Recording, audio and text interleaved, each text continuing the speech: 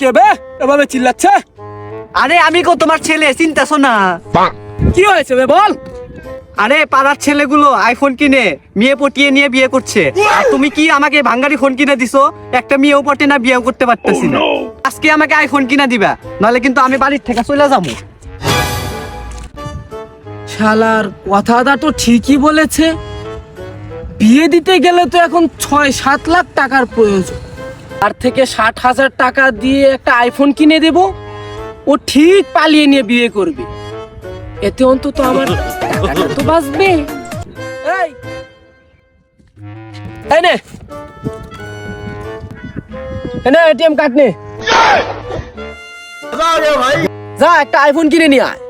আর হ্যাঁ, যদি পালিয়ে বিয়ে না করতে পেরেছিস, তোকে জুতো পিটা করব।